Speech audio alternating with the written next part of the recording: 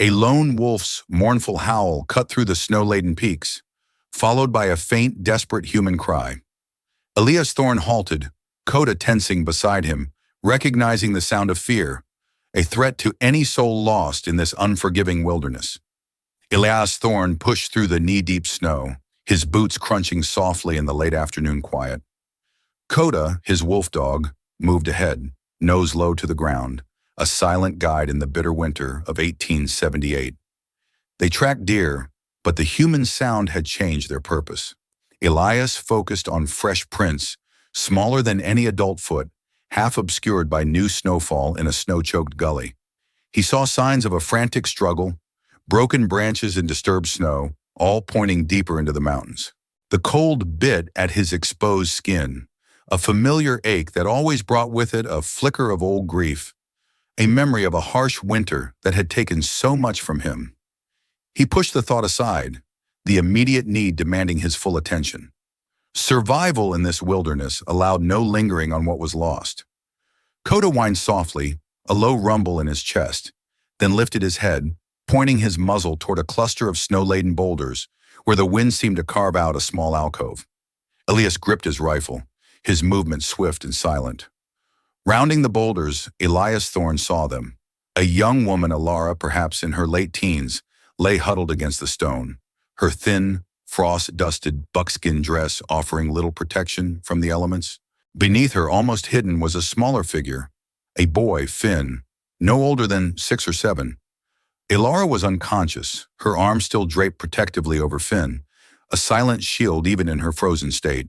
Both children were dangerously still, their skin pale, their breath shallow wisps in the frigid air. Koda approached cautiously, sniffing at their still forms, a soft, worried sound escaping his throat. Elias felt a cold dread in his gut. Their clothes were painfully inadequate, worn thin and offering no defense against the intensifying blizzard conditions. He knelt, his experienced eyes assessing their dire situation. Their faces were etched with hunger and cold, a desperate journey clearly having brought them to this brink. The sight of their vulnerability stirred something long dormant in Elias, a silent call to action he had thought he buried years ago. He knew he had to move quickly, for the cold claimed lives without mercy. Elias moved with practiced urgency, stripping off his heavy wool outer coat and carefully wrapping Elara, then Finn in its warmth, followed by a spare wool blanket from his pack. Finn was lighter, small and frail in Elias Thorne's arms. Elias lifted him gently, cradling the boy against his chest. Elara was heavier, her tall frame a dead weight. Elias guided Koda, murmuring quiet commands. The wolf dog, sensing the urgency, moved to Elara's side, allowing Elias to drape Elara's arm over Koda's strong back, helping to support her weak frame as Elias half-carried, half-dragged her through the worsening blizzard. The wind howled now, a furious roar that cut through the silence of the mountains, reducing visibility to mere feet. Snow swirled around them, stinging their faces, threatening to engulf them entirely. Elias pushed through snowdrifts that reached his waist, his strength tested by the combined weight of the children and the relentless assault of the storm. He kept his head down, his focus absolute, his silent prayers for strength echoing in the whiteout. After what felt like an eternity, Elias Thorne finally saw the faint outline of his cabin through the swirling snow. A low, sturdy log structure nestled against the mountain. It was a beacon, promising warmth and sanctuary from the raging tempest. He carefully carried Elara inside first, laying her gently near the cold hearth. Then he returned for Finn, bringing him in and placing him beside Elara. Koda shook a cascade of snow from his thick coat, then settled by the door, watching with tired, intelligent eyes. Elias worked quickly, his hands efficient despite their numbness. He piled logs onto the hearth, coaxing a roaring fire to life, its warm light chasing the encroaching cold from the small room. Steam rose instantly from the melting snow on their clothes, a sign of the cabin's growing warmth. Elias prepared hot herbal tea, a strong brew to warm their core, and a meager thin broth from dried meat, tending to their frozen limbs with gentle, unpracticed hands. He moved with a quiet determination, his solitary routine now broken by the urgent needs of these two silent figures. He worked to save them. Hours later, As the blizzard raged outside, the cabin finally grew warm, filled with the scent of pine smoke and simmering herbs. Elias Thorne sat by the fire, vigilant, watching over the sleeping figures. Finn stirred first, a soft groan escaping his lips, his small hand reaching instinctively for the warm blanket Elias had wrapped around him.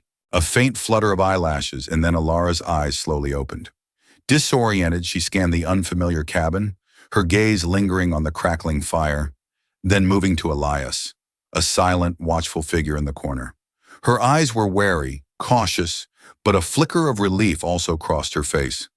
Koda, resting nearby, lifted his head slightly, his gaze soft as he watched her. Elias offered her a cup of water, holding it steady, then a small piece of dried meat. He spoke softly, his voice a low rumble. He said she was safe here. The next morning the blizzard still raged, but a sliver of light filtered through the cabin's small window. Elara slowly sat up, her movements stiff but deliberate, her gaze never leaving Elias Thorne. Her voice was hoarse from the cold but clear. She asked about Finn, her eyes searching. Elias told her Finn was safe, still sleeping beside her. He explained he had found them in the gully, near frozen, and had brought them to his cabin for shelter. Elara nodded slowly, taking in his words, her expression a mix of gratitude and lingering suspicion. Finn, more awake now, stirred and sat up, his small eyes wide with wonder as he surveyed the unfamiliar room. He pointed to Koda, who was watching him with gentle curiosity. Finn asked what Koda was. Elias said Koda was a good dog, a friend. The boy smiled faintly, a hint of curiosity replacing the fear in his eyes. Elias realized their journey had just truly begun.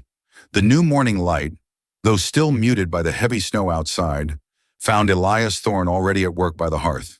He moved with a practiced economy, stoking the fire until it crackled with warmth, and then preparing a simple breakfast.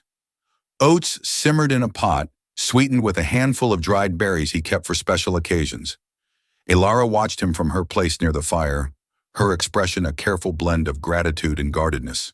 Her dark eyes, too old for her young face, followed his every movement, assessing his intent. Finn nestled beside her, slowly ate his portion, his gaze darting between Elias and the large, quiet form of Koda, who lay stretched out near the door, occasionally lifting his head to watch the boy. Elias poured hot tea into tin mugs, the steam rising in the cool cabin air. He set a mug before Elara, then Finn, before taking his own. He noticed the roughness of Elara's hands, the calluses and scars that spoke of a life far harder than her years suggested. She held her mug close, drawing warmth from it, but her shoulders remained tense, ready to brace against whatever came next. Koda let out a soft sigh, settling his head back down, his breathing deep and even.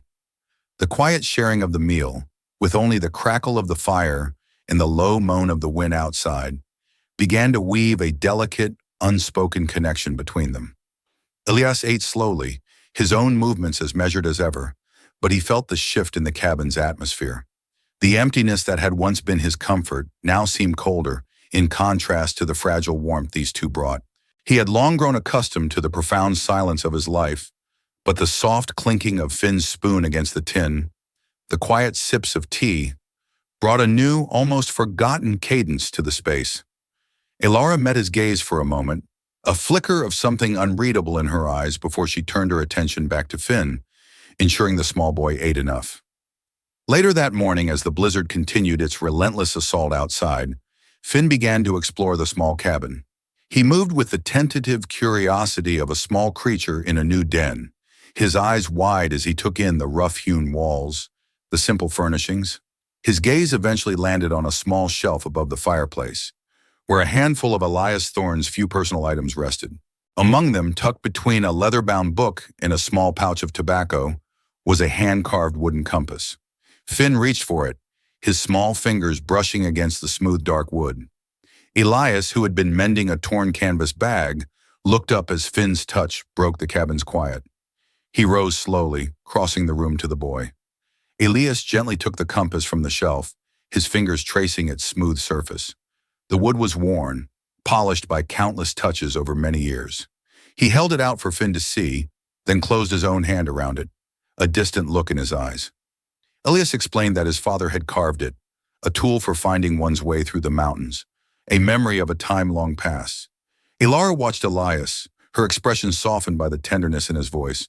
She saw the quiet sadness that settled on his face, a sorrow that felt deeply familiar to her own heart. The compass was not just an object, it was a fragment of a lost world, a piece of a life Elias had once known.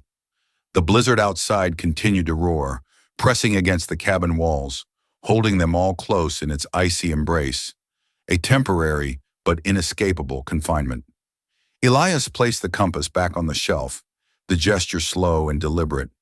The afternoon wore on, thick with the sounds of the storm and the rising heat from the hearth. Elara, noticing Elias Thorne's quiet sadness after he spoke of the compass, felt a hesitant urge to share her own story. She began to tell him about their journey, her voice low and a little hoarse, but clear with the weight of her words. She spoke of their small homestead, nestled in a valley far to the south, a place they had called home for all of Finn's short life. Then came the illness, a swift and merciless fever that had claimed their parents within days.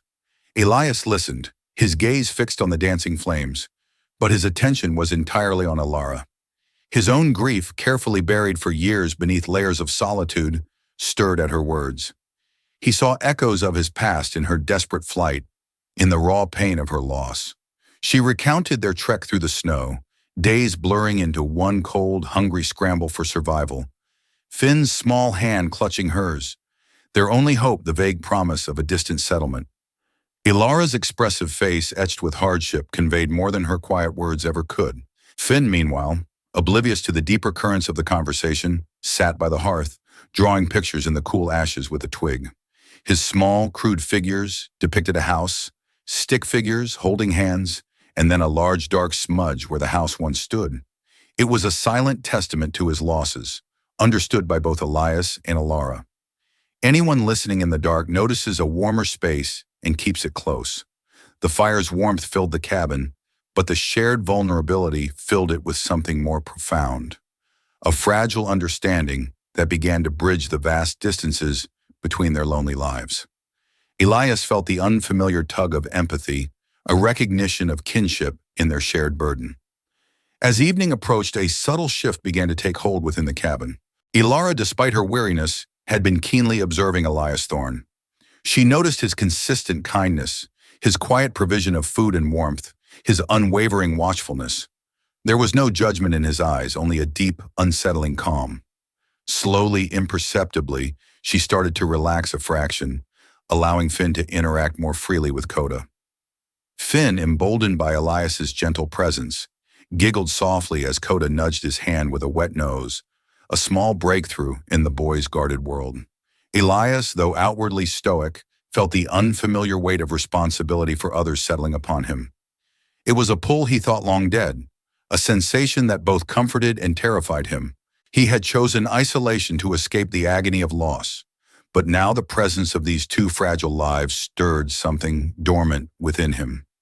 He saw in Elara a fierce independence that mirrored his own, a stubborn will to survive, but also a deep weariness that spoke of burdens too heavy for one so young.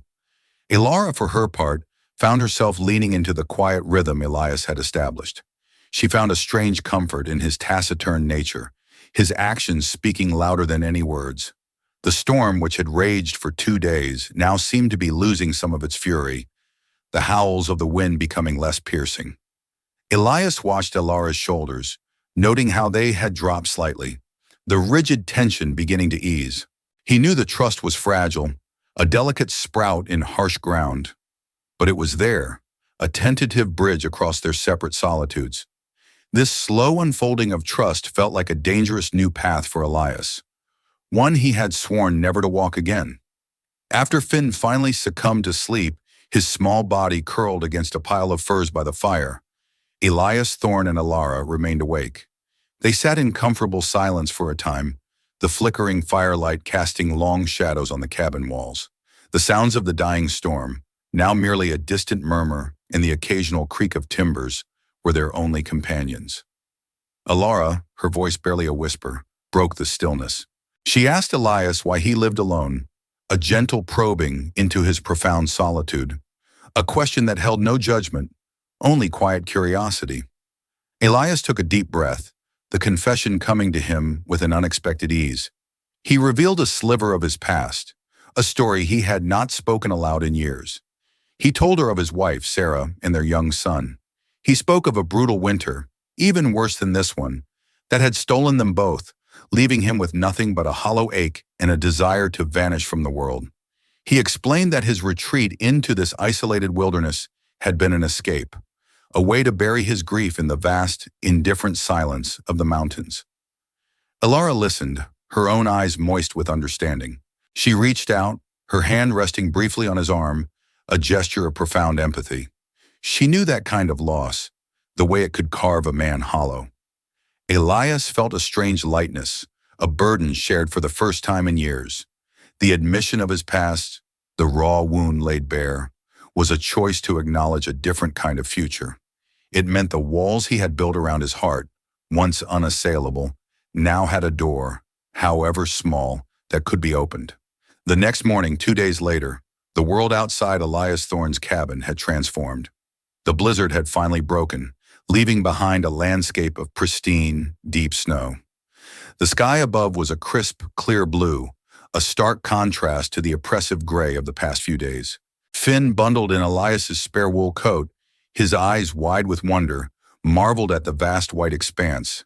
He pointed to the glittering snow, a soft exclamation escaping his lips as he saw a rabbit dart across the clearing. Elara stepped onto the porch beside Elias, taking a deep breath of the cold, clean air. She observed the surrounding wilderness, a mix of awe at its stark beauty and apprehension for the journey that still lay ahead. The sheer scale of the mountains, now blanketed in their winter finery, was breathtaking. Elias, already setting about the task of clearing paths from the cabin door, nodded toward the rising sun. Koda, sniffing the fresh snow with renewed vigor, padded ahead, his tail giving a soft wag. Elias's instructions to Finn were brief, telling him to stay close to the cabin, but his voice held a gentle tone. The air was cold, but a new kind of warmth had settled into the cabin, a quiet hope that lingered even outside. The emerging world, fresh and clean after the storm, offered a promise of renewal, a chance to begin again for those who had endured winter's fury. The sunlight filtering through the bare branches of the pines made the snow sparkle like a million tiny diamonds. With the immediate threat of the blizzard gone, Elias Thorne returned to the familiar rhythms of his mountain life. He resumed his daily chores, chopping wood for the hungry fire, checking his traps along the snowy trails. These were tasks that had once filled his solitary days with purpose, but now they carried a different weight. Elara, despite her lingering weakness, insisted on helping. She moved with quiet determination, cleaning the cabin, mending Elias's worn shirts with surprising skill, and organizing his meager supplies with an efficiency he had not expected. Finn, no longer withdrawn, followed Elias like a small, curious shadow. He asked endless questions about the forest, about the tracks in the snow, about the names of the trees. Elias found himself answering with more patience than he knew he possessed, sometimes even with a rare smile. He watched Elara's busy hands, the way she made the sparse cabin feel more like a home with her presence. Elias found a quiet comfort in their presence, though he would never admit such a softening aloud. The cabin hummed with a new, gentle energy. The silence was no longer absolute, but punctuated by Finn's chatter, Elara's soft movements, and the occasional creak of the floorboards. Elias felt the steady, slow-burning warmth of their company, a quiet domesticity he had thought lost forever. This unexpected integration into his life was a testament to the resilience of the human spirit, a new foundation forming in the heart of the wilderness. The sun filtered through the pine trees, casting long, peaceful shadows over the cabin. Elias Thorne sat by the dying fire, the warmth a comforting contrast to the lingering chill of the Rocky Mountain night. He held the wooden compass in his calloused hand, his thumb slowly tracing the smooth, worn surface. The small, intricately carved instrument felt heavier than usual, weighted by thoughts he had long kept at bay. The quiet joy Elara and Finn had brought into his solitary world was a strange, unfamiliar presence. Their small breaths filled the cabin with a softness he had not heard in years, replacing the oppressive silence that once defined his days. A deep conflict stirred within him, a quiet war between the desire for this fragile peace and the gnawing fear of renewed loss. He remembered the pain of his past, the way grief had driven him into this secluded life, and a part of him recoiled from the vulnerability that came with connection. Elias considered what his father would have advised in such a time, a silent plea for guidance reaching into the depths of his memory. His father always spoke of finding one's true north, a principle that seemed more complex now than a mere direction on a map. A few days later, late in the afternoon, Koda's low growl cut through Elias Thorne's work. The wolf dog stood at the edge of the clearing, hackles barely raised, his gaze fixed on the winding trail that led from the valley below. Elias straightened from splitting a log, his axe still in hand, his eyes following Koda's silent warning. An approaching rider appeared through the sparse pines, a figure that moved with an unnatural briskness for this remote country. A well-dressed man on a sturdy horse rode into the clearing. His clothes were clean, his hat unmarred, a stark contrast to the rugged landscape in Elias Thorne's own worn buckskins. The man dismounted with an almost theatrical flourish. He introduced himself as Silas Blackwood, a surveyor with an interest in the surrounding land, his voice smooth and overly polite. Silas Blackwood's eyes, however, did not quite match his pleasant tone. They were sharp, calculating, and lingered on Elara, who stood cautiously in the cabin doorway, a small hand on Finn's shoulder. An immediate unease settled over Elias, a familiar prickle of instinct that warned of danger.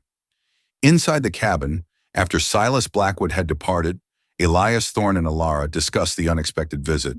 The air still felt thick with an unspoken tension. Elias noticed the subtle shift in Elara's posture, her shoulders a little tighter, her gaze more wary.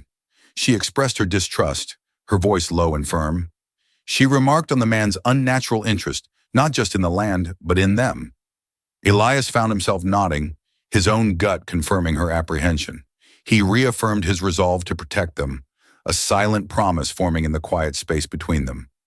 Elias Thorne recalled stories from his earlier days, tales of land grabbers and opportunists who saw only profit in the vast wilderness, their methods often ruthless and without conscience. He knew the type. This mountain refuge, once his solitary sanctuary, suddenly felt exposed. It was a strange feeling, this new need to defend not just himself, but others, a responsibility he had not sought but now deeply felt. He sensed Elara's strength, a quiet resilience that mirrored his own, and a partnership began to solidify between them. Over the next few days, Elias Thorne turned his attention to fortifying their small nest. The cabin, though sturdy, had always been a simple shelter, built for one man's needs. Now with Elara and Finn present, it required more. He inspected his traps along the game trails, checking their integrity, and spent hours strengthening the cabin's heavy door, adding extra bolts and a stout wooden bar. His rifle received a thorough cleaning, its moving parts oiled and ready. Elias Thorne found himself teaching Elara basic wilderness survival skills. He showed her how to identify safe trails, how to read the subtle signs of the forest, and how to handle a small pistol he kept hidden. Her hands, though small, were capable, and she absorbed his instructions with a quiet determination. Koda, too, seemed to sense the shift. He became more vigilant, his senses heightened, often sitting by the edge of the clearing, his ears swiveling at every distant sound. Elias felt the familiar stir of preparedness, but this time, it was not merely for his own survival. This time, it was for others, a deep-seated instinct to guard what he had found. One evening, as the shadows lengthened and the fire cast dancing patterns across the cabin walls, Elara made a discovery. She had been diligently cleaning the small cabin, her meticulous nature finding purpose in organizing their meager space. While sweeping beneath a loose floorboard near the hearth, the same spot where Silas Blackwood had stood during his visit, her fingers brushed against a small folded piece of paper. Curiosity compelled her to retrieve it. It was a fragment of a survey map, crudely torn but clearly marked. On it, Elias Thorne's land, his very cabin, was circled with a bold, aggressive X. Elias recognized the markings instantly, a cold certainty settling in his gut. This was not a friendly visit, nor was it a casual interest. Silas Blackwood's smooth words were a thin veil over a predatory intention. The cabin no longer felt like an isolated sanctuary. It was a target, clearly identified, and Elias knew that the piece he had begun to find was now under a direct and calculated threat. The discovery of the map fragment confirmed Silas Blackwood's true intentions, turning suspicion into certainty. Elias now faced a stark choice, whether to stand his ground against a known enemy or flee from the home he had just begun to share.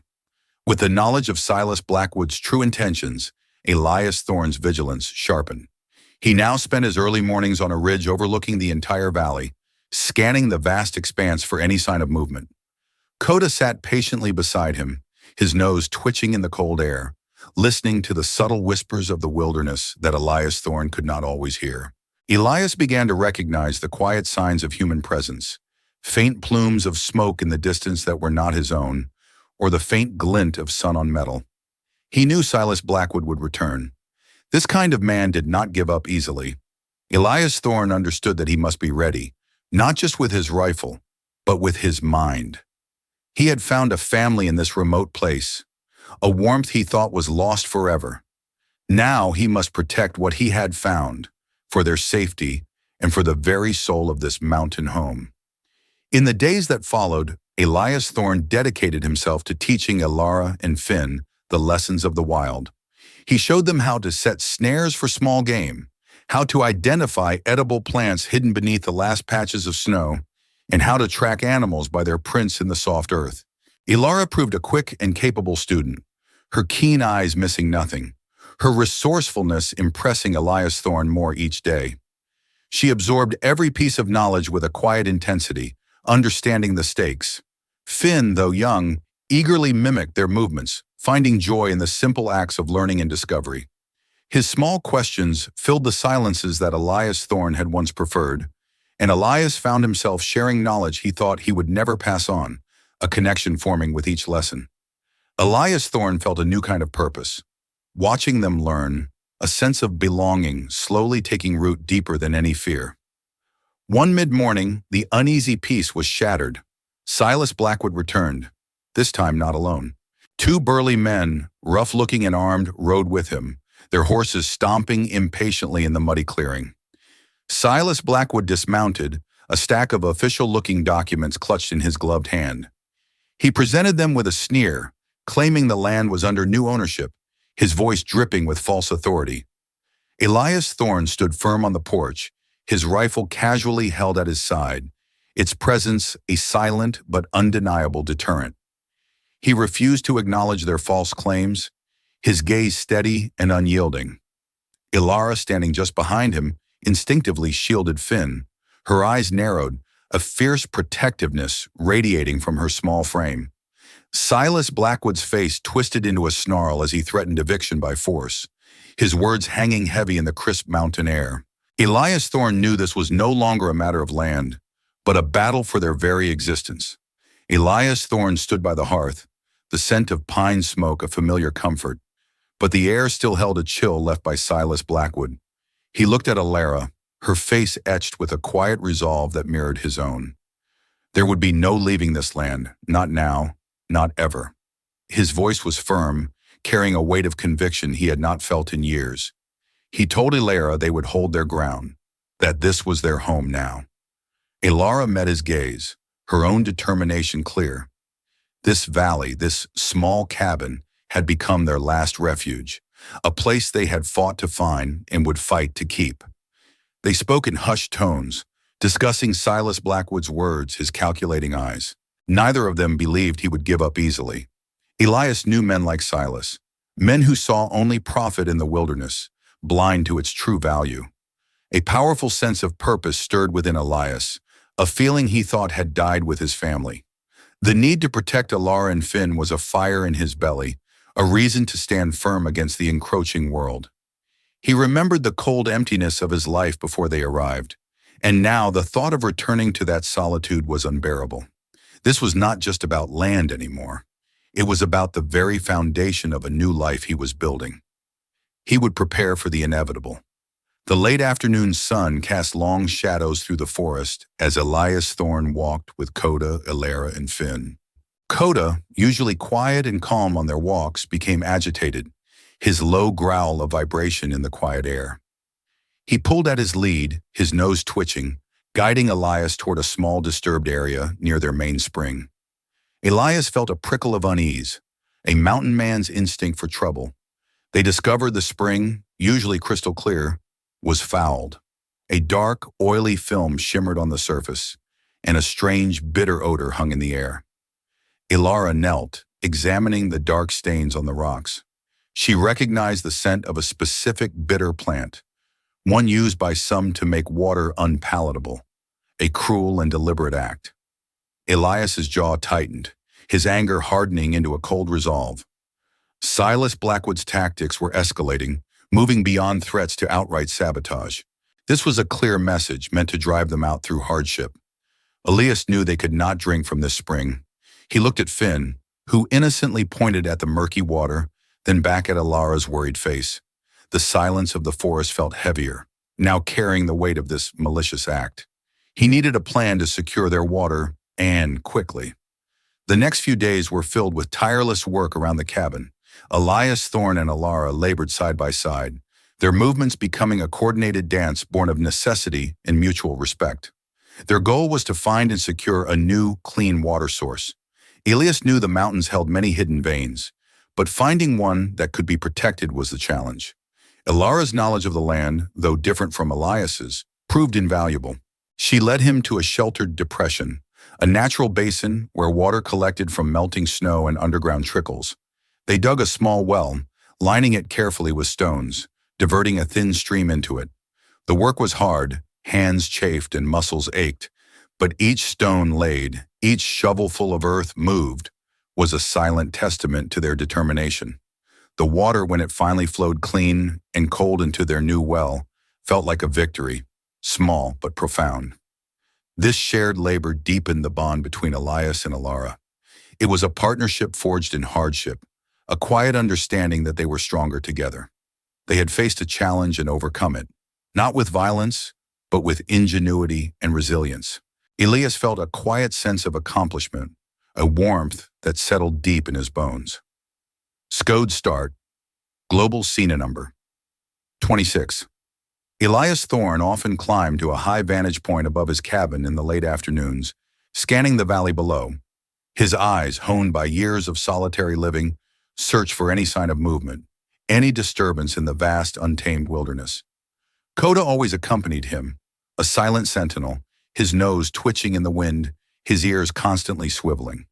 This day, as the sun began its descent, Elias spotted a plume of smoke rising in the distance. Not from Silas Blackwood's camp, but from a small homestead further down the valley.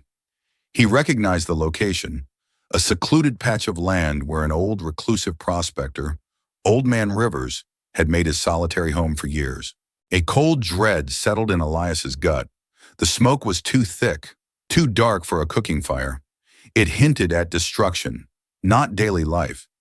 He realized then, with a jolt of chilling certainty, that Silas Blackwood's actions were not merely about Elias's land. They were part of a larger, more ruthless scheme, a systematic displacement of anyone in the path of his greed. This was about more than just his family now. This was not simply a battle for his own patch of earth. It was a fight for the spirit of the valley itself, a moral choice that reached beyond his immediate family. Elias knew he had to decide if he would intervene for others or keep his distance in the blinding snow. Anyone listening in the dark notices a warmer space and keeps it close.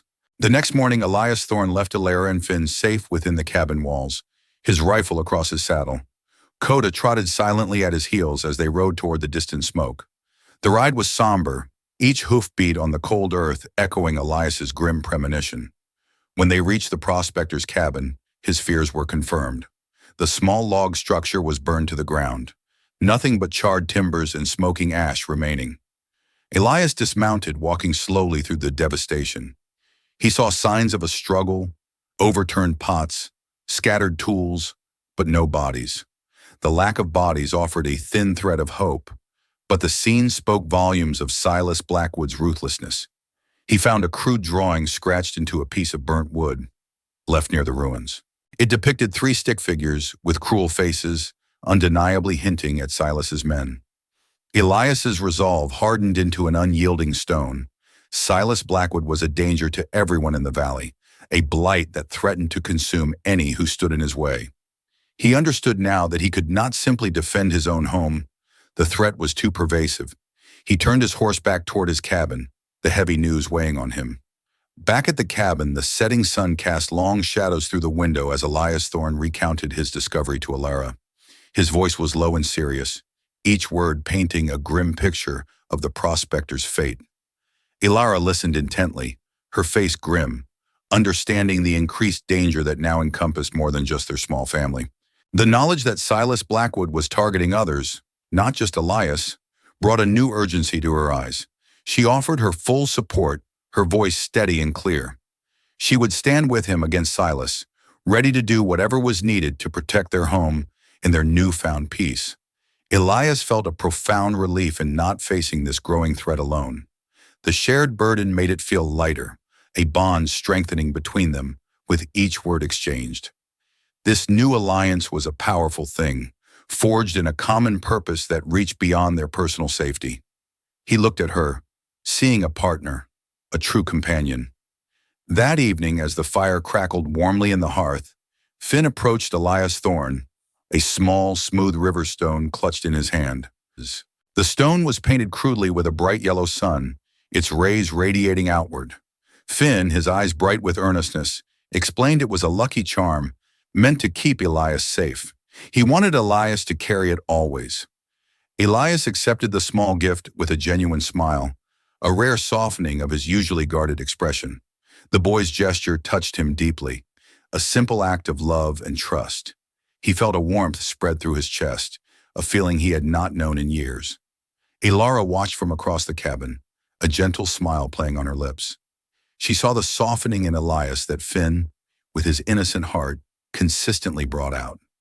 It was a gift more precious than any gold. Dust settled over the valley, painting the mountain peaks in hues of orange and purple as Elias Thorne and Elara stood outside the cabin. The air was crisp, carrying the scent of pine and damp earth.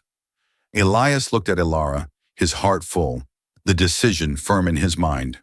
He told Elara that he would protect her and Finn, no matter the cost, that this was his promise. His voice was low but unwavering, leaving no room for doubt. Elara, deeply moved by his words, expressed her gratitude, her belief in his strength shining in her eyes. She knew his promise was not given lightly. A silent understanding passed between them, a profound connection that cemented their commitment to this new family they were building. The silhouette of their small cabin against the darkening sky felt like a fortress, not just of logs and stone, but of shared resolve. They stood together, ready for whatever the looming shadows might bring. Elias Thorne spent the next few days in a quiet flurry of preparation around the cabin. He taught Elara how to handle his rifle, guiding her hands through the motions of loading and aiming, her fingers surprisingly steady. They practiced in a small, sheltered clearing, the sound of the shots muffled by the dense pine trees. Elara listened intently to his instructions, her eyes fixed on the target, a determination in her posture Elias recognized and respected. Together, they set up simple alarm systems around the cabin. Tripwires of fishing lines strung between trees near common approaches, bells from old traps tied to them, a quiet warning system against uninvited guests. Koda, ever vigilant, seemed to understand the increased tension. He patrolled the perimeter more constantly, his nose to the ground, his ears twitching at every distant snap of a twig. His presence was a silent reassurance, an extension of Elias's own sharpened senses. Elias reinforced the cabin's weak points, wedging heavy logs against the doorframe from the inside and adding extra shutters to the windows. He knew the logs would not stop a determined assault indefinitely, but they would buy time, precious moments to prepare. He worked with a focused intensity, his movements economical and practiced. Every swing of the hammer, every tight knot tied, was a testament to his resolve. Elias was transforming the simple log structure into a defensible position, a fortress not just for himself, but for the fragile new life that had taken root within its walls. He knew what he was protecting, and that certainty fueled his every action. Later, as night settled over the mountains, Elias cleaned his rifle by the warm glow of the hearth. Elara sat across from him, mending Finn's worn shirt with a quiet focus. As Elias worked, his sleeve rode up, accidentally exposing a faint pale scar on his left wrist. It was an old mark, barely noticeable, but Elara's gaze softened as she saw it. She gently asked about the mark, her voice low, sensing a deeper story behind the faded skin. Elias hesitated, his fingers stilling on the cold metal of the rifle. He had not spoken of his past in years, certainly not of this particular wound. But Elara's quiet empathy was disarming. He told her, his voice rougher than usual, a brief memory of his wife's long illness, of the helplessness he felt as he watched her fade. The scar, he explained, was from a desperate, foolish attempt to bleed himself, hoping to somehow draw out her sickness. A young man's grief-stricken delusion. Elara did not speak, but she reached out, her calloused hand gently covering his. Her touch was warm, comforting, and full of a quiet understanding. She did not need words to convey that she too knew the crushing weight of loss, the desperate, illogical actions grief could provoke. A silent acknowledgement passed between them, a shared understanding of deep sorrow that connected them in a way few words ever could. It was a moment of vulnerability, a tender crack in the hardened shell Elias had built around his heart. A few days later, Elias Thorne climbed to his usual lookout point at dawn. He observed the sky, noting a peculiar stillness in the air, a heavy silence that pressed down on the mountain peaks. The usual morning sounds of birds and rustling branches were absent.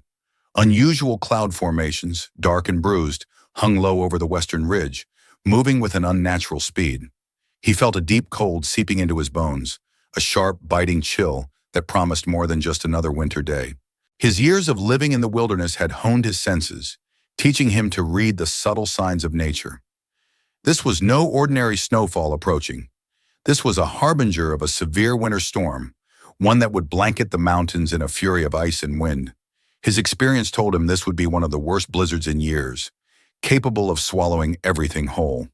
He knew it in his gut, a primal warning ringing clear. Elias rushed back to the cabin, urgency in his stride. He had to prepare, to gather all they needed to secure their small sanctuary against the coming onslaught. The threat of Silas Blackwood was real, but the raw power of nature could be far more unforgiving.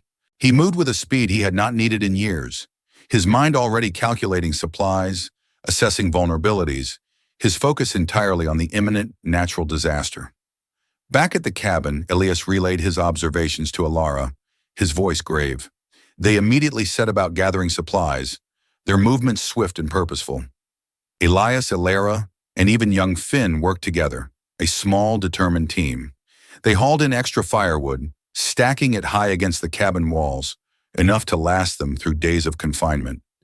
Elara efficiently organized the pantry, moving dried meats, grains, and preserved vegetables to accessible shelves, stretching their provisions with practiced knowledge. Finn, bundled in Elias's oversized wool coat, helped carry small bundles of kindling and buckets of fresh water from the spring. He felt useful and important, his small face serious as he contributed to their shared task. A shared sense of purpose bound them together, a quiet understanding of the severity of the coming storm.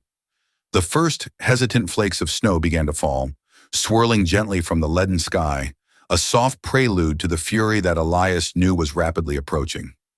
Anyone listening in the dark notices a warmer space and keeps it close. They retreated indoors as the blizzard began in earnest, a white curtain descending over the world. The storm raged outside, a monstrous symphony of howling wind and driving snow, shaking the cabin walls with bone-rattling force. Visibility dropped to zero, the windows becoming opaque sheets of white, sealing them within their small, flickering haven. Elias ensured the fire was roaring, adding heavy logs to maintain warmth against the bitter cold that clawed at the chinks in the logs. Finn, his eyes wide with a mixture of fear and wonder, huddled close to Elara, finding comfort in her steady presence. She wrapped a thick blanket around him, her arm a reassuring weight. Koda, usually restless during storms, rested by the door, his large body a silent guardian. He occasionally whimpered at the sheer ferocity of the wind, a low, mournful sound that was quickly swallowed by the blizzard's roar. The cabin, usually a sanctuary, felt like a small, vulnerable ship tossed on an angry white ocean. They were trapped by the elements, entirely at the mercy of the mountain's fury. During a brief, eerie lull in the storm, a sudden quiet descended upon the cabin, almost more unsettling than the wind's howl. Elias Thorne, ever alert, heard faint voices carried on the wind, distant and muffled, but distinctly human. Koda roused from his sleep by the door, his ears perked and swiveled, confirming the human presence, not animal. Elias's blood ran cold, a dreadful realization dawning on him. Silas Blackwood's men were using the blizzard as cover, believing that no one would expect an attack in such conditions. He now faced not only the wrath of nature, a blinding, freezing death, but the calculated malice of men, a more insidious, treacherous foe. The thought of them out there, moving through the storm towards his home, sent a jolt of icy fear through Elias. He had to make a choice, and quickly.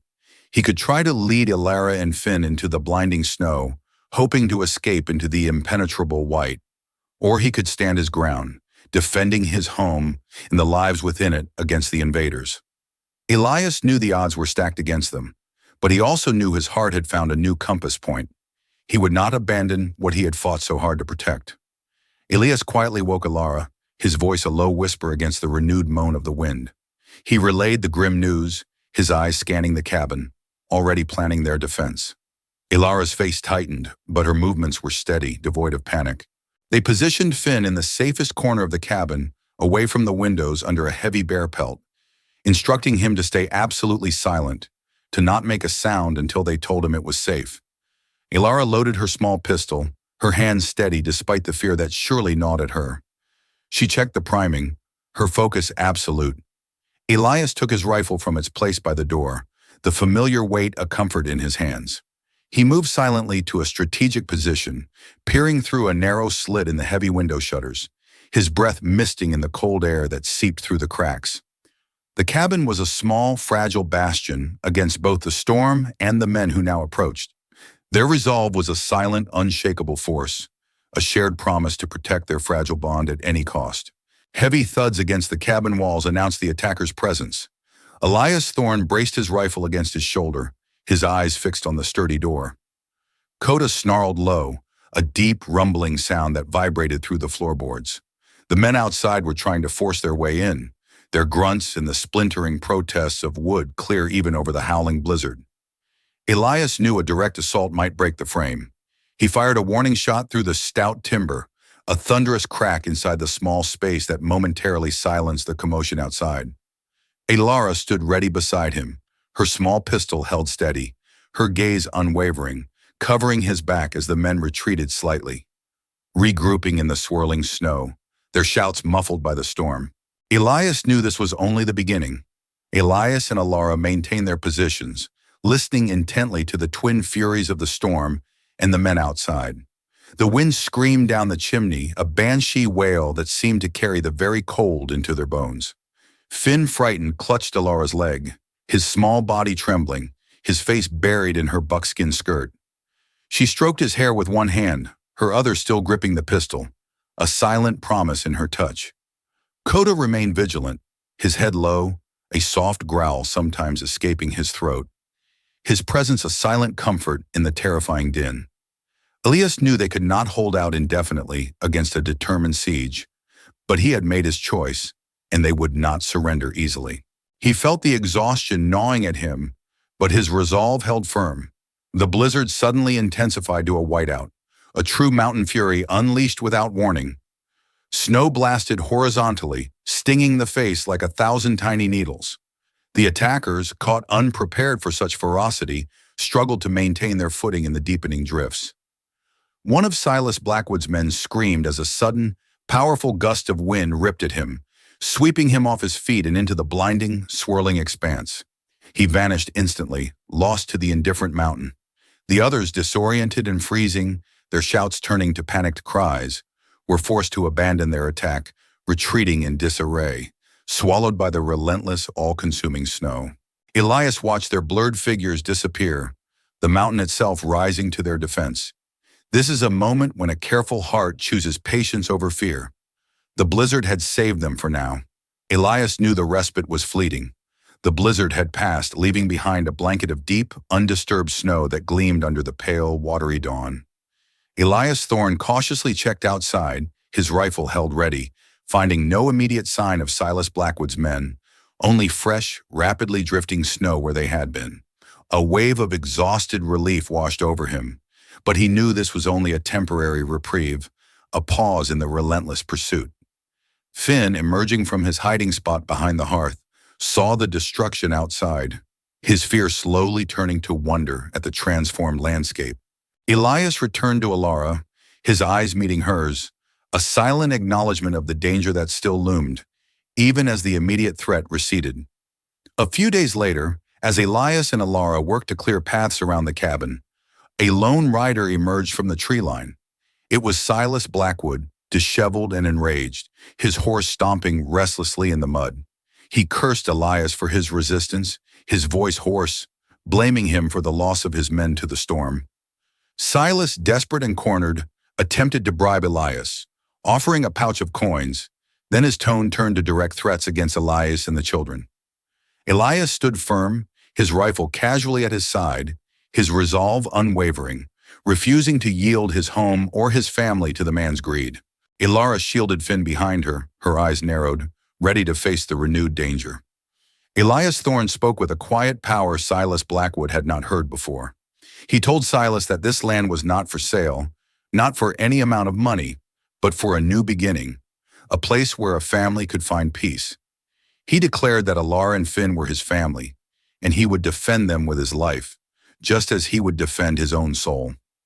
Elara stepped forward, her hand resting lightly on Elias's arm, adding her voice to his, asserting their right to peace and safety, her words echoing his conviction.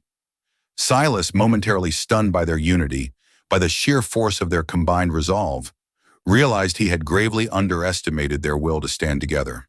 As Silas Blackwood prepared to leave, muttering threats under his breath, a gaunt figure emerged from the tree line at the edge of the clearing. It was Old Man Rivers, the prospector Elias had visited, thin but alive, his face grim and etched with hardship. He revealed he had escaped Silas Blackwood's men, hiding in a cave, and had witnessed their attempted arson and other cruel acts against the prospector's cabin. Silas Blackwood's face paled, his bluster dissolving as he realized his villainy had been seen. Elias Thorne now had a crucial ally and undeniable evidence against the land speculator, forcing Silas Blackwood to flee in disgrace, his grand scheme unraveling before his eyes. The cabin stood, no longer just a shelter, but a stronghold of truth. Elias knew they had won this battle, but the war for their quiet corner of the mountains would continue.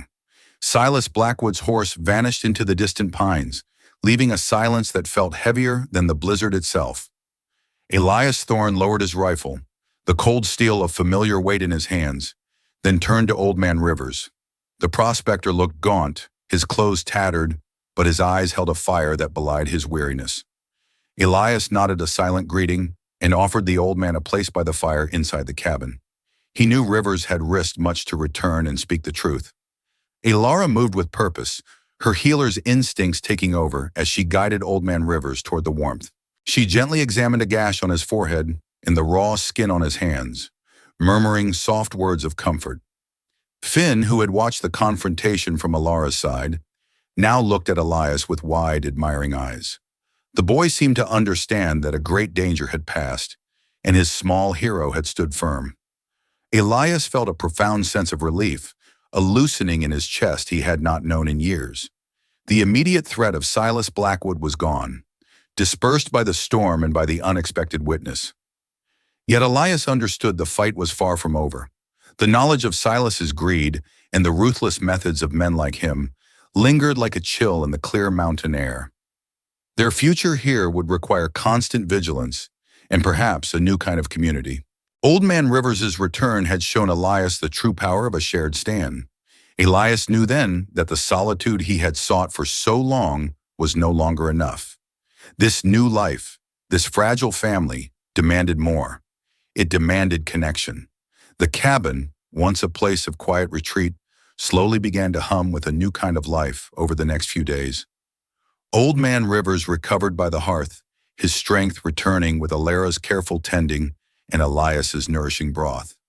He shared stories of the outside world, tales of distant settlements and the slow creep of new arrivals, news that Elias had deliberately avoided for years. Elias listened with an unfamiliar attentiveness, his perspective broadening beyond the familiar confines of his isolated existence. Elara and Finn found a grandparent figure in Rivers, his weathered face and gentle stories bringing a much-needed comfort. Finn would sit wide-eyed as Rivers recounted tales of finding gold or outsmarting a bear, his small hand often reaching to touch the old man's calloused fingers. Elias observed these quiet interactions, a warmth spreading through him. He began to see the cabin not just as a refuge from the world, but as a potential gathering place, a small community forming right within his own walls. This new sense of belonging settled into Elias like the lingering warmth of a well-stoked fire. The presence of others changed the rhythm of the days. There was more laughter, more shared work, and a sense of collective purpose. Elias found himself speaking more, offering opinions and observations on the mountain, no longer content to let words remain unspoken. He realized that in protecting Elara and Finn, he had also begun to protect something larger, a fragile seed of connection in the vast wilderness. As the days lengthened, the mountain began its slow, beautiful awakening. Early spring arrived with a gentle embrace, melting the last stubborn snowdrifts and revealing green shoots pushing through the softened earth. Finn, bundled in a slightly too large jacket, chased bright yellow butterflies in the emerging grass, his delighted laughter echoing across the clearing. The sound was a melody Elias had never expected to hear on his land. Elara, with a quiet determination, started a small garden near the cabin. She carefully turned the soil, planting seeds that promised future sustenance, a powerful symbol of hope and new life taking root. Elias watched her, a warmth spreading through him that had nothing to do with the warming sun. It was a feeling of renewal, a silent acknowledgement of the future they were building, one seed at a time. Koda, no longer on high alert, would lie near the garden, occasionally lifting his head to watch Finn's joyful movements. Elias found himself spending less time on lonely patrols and more time observing the small miracles unfolding around his home. The vibrant colors of wildflowers emerged, and the cheerful bird song filled the air. This new life brought with it a quiet sense of peace, a peace he had once believed impossible. The cabin itself transformed, reflecting the lives now within its walls as spring progressed. What was once a sparse, utilitarian space now boasted colorful wildflowers Elara placed on the rough-hewn table. Finn's crude drawings of bears and trees adorned a section of the wall, secured with pine resin. Elara's mended fabrics and neatly organized supplies made the space feel cared for, imbued with a gentle domesticity. Old Man Rivers, his strength fully returned, found purpose in carving small wooden figures for Finn, adding to the cabin's charm and filling it with the scent of fresh-cut pine. Elias Thorne caught himself humming a forgotten tune one afternoon while mending a trap, a habit long dormant, a clear sign of his own emotional thaw. The cabin was no longer merely shelter, it was a home, breathing with the lives within it. Each evening, as the sun dipped behind the western peaks, the cabin glowed with a soft, inviting light. It was a beacon, not just for those lost in the wilderness, but for Elias himself, guiding him out of his own long winter of grief. The silence that once pressed against him had been replaced by the comfortable sounds of shared living. One crisp evening, as dusk settled over the valley, Elias and Elara sat on the porch steps, watching Finn play with Koda in the fading light. The air was cool, carrying the scent of pine and damp earth. Elara turned to Elias, her voice quiet but clear, asking about his plans for the future now that spring had truly arrived. She knew their winter arrangement had come to an end, and a choice lay before them. Elias admitted that his old life of solitude, the life he had sought after his profound loss, held no appeal anymore. The thought of returning to that quiet emptiness felt colder than any winter storm. Yet a new path was uncertain, unwritten, and filled with its own fears. He realized the immense weight of his choice, to embrace this burgeoning family, to commit fully to this new, hopeful existence, or to retreat once more to his lonely, familiar existence.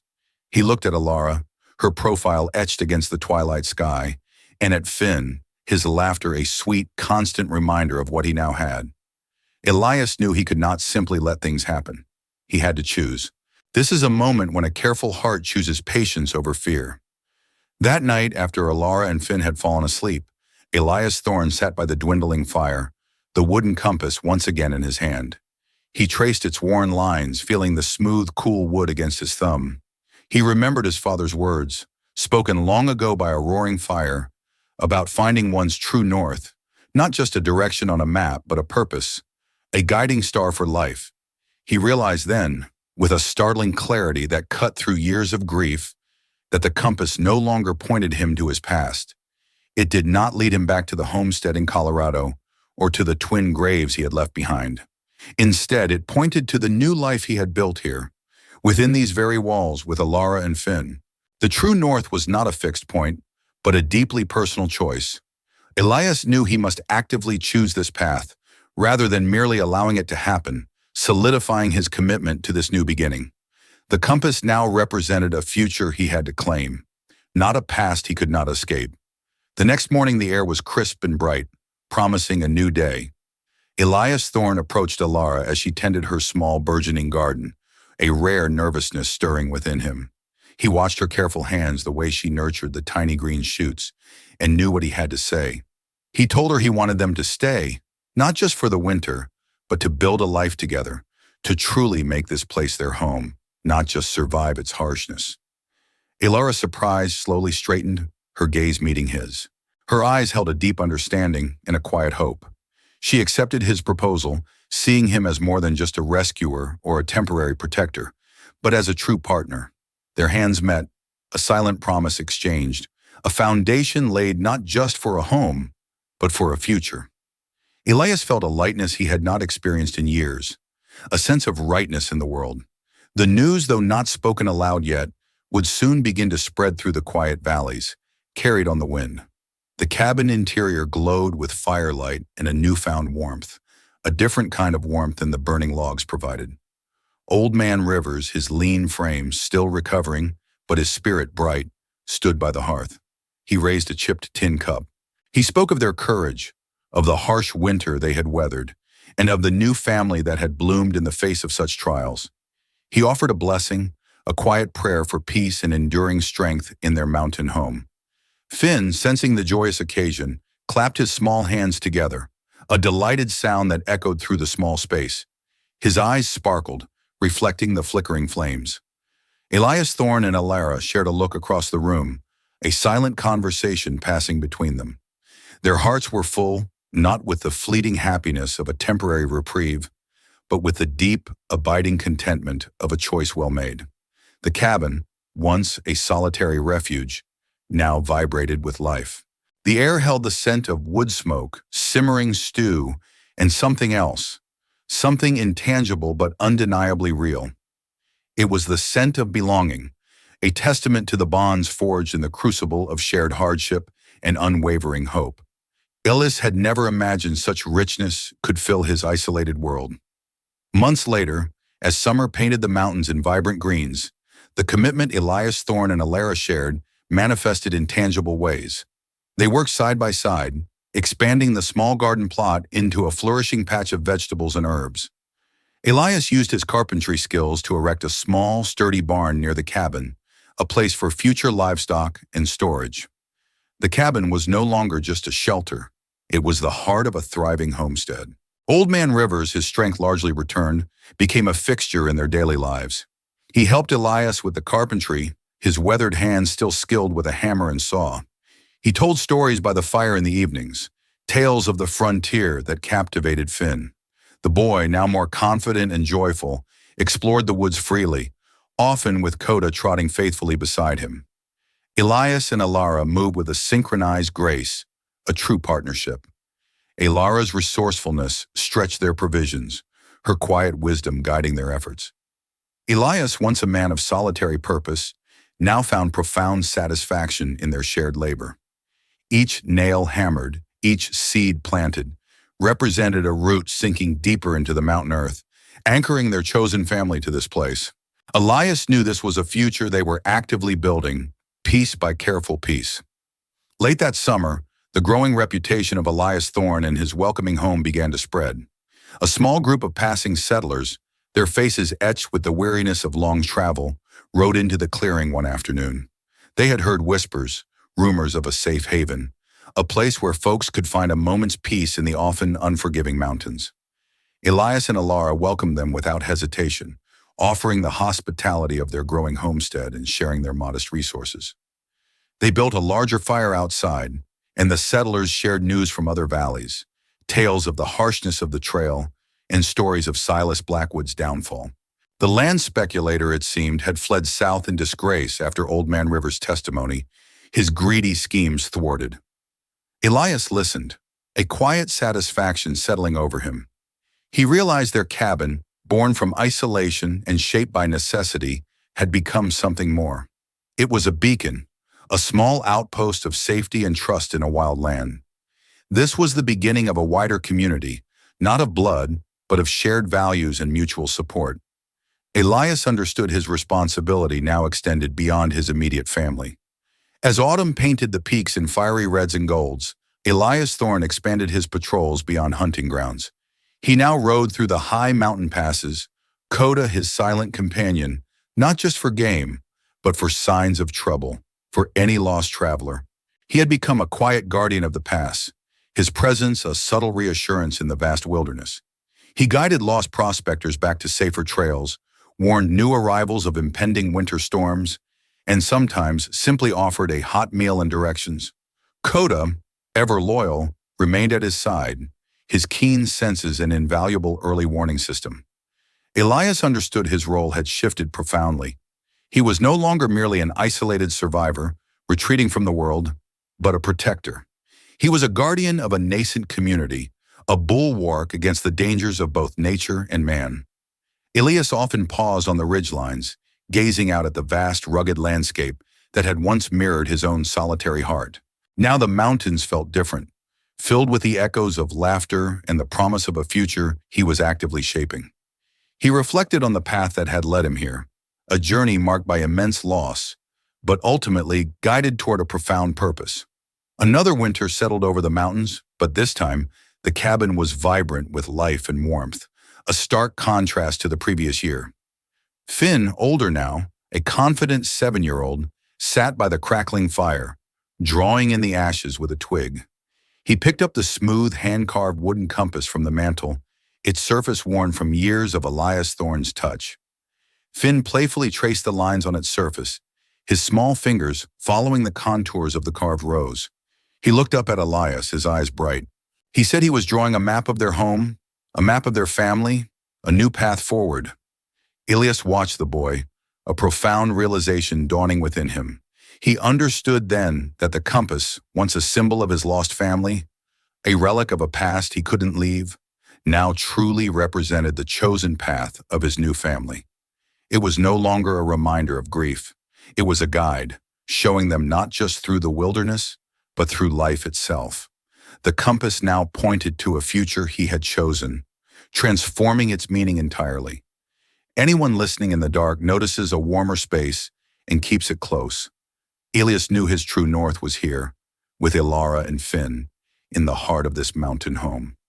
His heart had found its steady direction, a destination far richer than any he had sought in his solitude. When spring returned, a festive air filled the mountain valley. The cabin clearing transformed into a bustling hub for a spring festival. Settlers from miles around, drawn by the stories of Elias Thorne and Elara's steadfastness, gathered there. Laughter and music drifted on the gentle breeze, mixing with the scent of pine and wood smoke. They shared food, stories, and the camaraderie that only deepens when people know they can rely on one another. Elias and Elara stood at the heart of it all, no longer reclusive figures, but respected and beloved pillars of their burgeoning community. Finn ran freely among the other children, his joy unburdened, a living testament to the safety and love he had found. The scene was a vibrant tapestry of mountain life, a clear affirmation of the choices Elias had made. He had built a home, fostered a family, and, unexpectedly, helped to anchor a community. The cabin, once a symbol of his retreat, now symbolized connection and strength, a place where people gathered, not just for shelter, but for kinship. As dusk settled during the festival, Elias Thorne and Elara stole a moment of quiet on the cabin porch. They watched their new community, bathed in the soft, fading light, a hum of contented chatter filling the air. A knowing glance passed between them, a silent acknowledgement of all they had built, all they had endured. Elias gently took Elara's hand, his touch a gesture of profound love and unwavering partnership. Her fingers intertwined with his, a silent promise exchanged, stronger than any spoken word. They knew their life was rooted here now, deep in the mountain earth. It was a choice made not from obligation or convenience, but from a deep, abiding love that had grown through hardship and hope. The mountains, once a reflection of Elias Thorne's isolation, now echoed with the sounds of a family and a community he cherished. The future lay ahead, still wild and uncertain, but they would face it together. Later that night, after the last of the settlers had departed and the sounds of the festival faded, Elias Thorne and Elara gently put a sleeping Finn to bed. His small face, peaceful in slumber, was a testament to the safety they had created. They sat by the dying fire, the cabin filled with a comfortable silence, a new kind of quiet. Elias looked around the familiar room, no longer seeing emptiness or the ghosts of his past. He saw life, the warmth of Elara beside him, the lingering scent of Finn's presence, the quiet thrum of Koda sleeping by the door. He saw love. He saw belonging. Tonight the house remembered how to breathe, filled not with the cold echo of grief, but with the steady, gentle rhythm of a chosen family. His journey from profound loss to deep contentment was complete, etched into the very timbers of their home. The early morning sun cast long shadows across the cabin porch as Elias Thorne sat, listening. Old Man Rivers, his voice raspy with years and mountain dust, spun tales for Finn. The boy sat rapt, a small hand idly tracing the contours of the wooden compass Elias had long ago given him. Rivers spoke of ancient paths, of the way the mountains spoke to those who listened, and of finding one's true north not just on a map, but deep within the heart.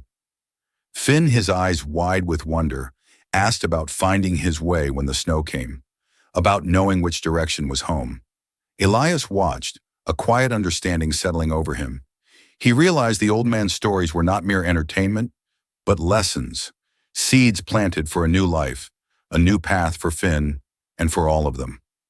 Old Man Rivers, a steadfast presence since that harrowing winter, had solidified the cabin as more than shelter, transforming it into a place of learning and continuity.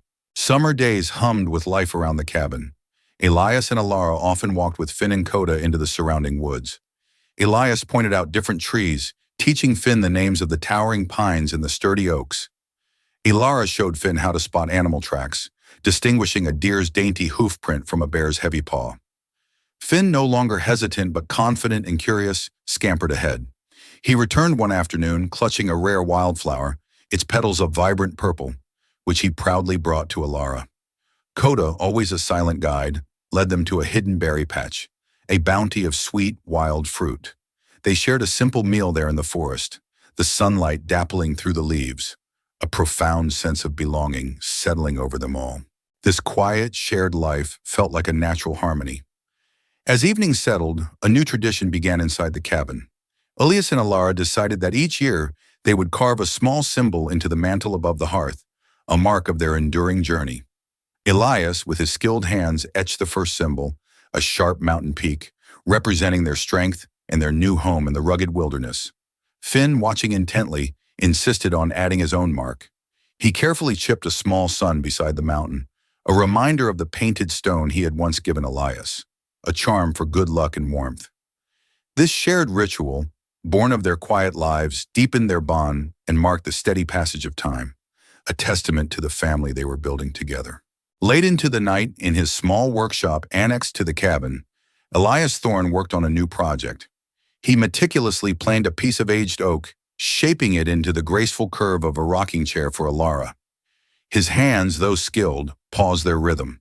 He remembered the easier life he could have had, the homestead in Colorado, the quiet fields instead of these towering, demanding peaks.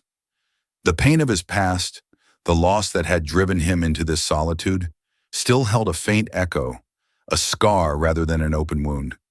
Yet he understood now that this harder, chosen path, though fraught with trials, was infinitely richer, more meaningful.